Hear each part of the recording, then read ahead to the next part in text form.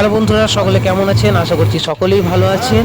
তো আজকে শুভ মকর সংক্রান্তি, আর আজকে আমি সকাল সকাল চলে এলাম আমাদের গ্রামের ধর্মরাজ ঠাকুরের মন্দিরে। আর এই হচ্ছে আমাদের ধর্মরাজ ঠাকুরের মন্দির। তো আজ এই মকর সংক্রান্তির দিনে আমাদের ধর্মরাজ ঠাকুরের পূজা অনুষ্ঠান হয় এবং ভোগ হয়।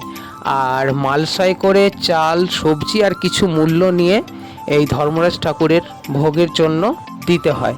তো শুধু আমাদের গ্রামেই নয়, আমাদের গ্রামের আশেপাশে আরও তো 3টে গ্রাম থেকে এই ধর্মরাজ ঠাকুরের মন্দিরে পুজো দিয়ে যায় সকলেই ভোগের জন্য। আর এই যে দেখতে পাচ্ছেন যে ভোগ প্রসাদ রান্নার জন্য যেসব সবজি লাগে, এই সবজিগুলো এখানেই পাশে কালী মন্দিরে কাটা হয়। আর এই যে বন্ধুরা কুপন, এই কুপনটা নিয়ে যেতে হবে, তাহলেই ভোগ দেবে।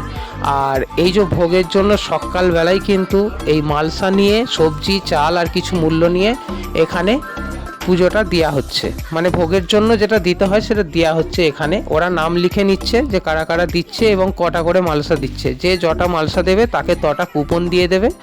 আর সেই কুপন নিয়ে সন্ধ্যাবেলায় ভোগ বিতরণ হবে। সন্ধ্যাবেলায় কুপন নিয়ে লাইনে গিয়ে দাঁড়ালেই, কুপন দিলেই ওরা ভোগ দিয়ে দেবে। এটা হচ্ছে ক্ষীরভোগ রান্না হচ্ছে এখানে।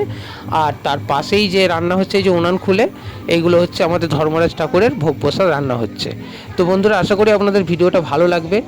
বা এরকম আর কোথাও কোনো গ্রামে কারো হয় কি না অবশ্যই কমেন্ট করে জানাবেন।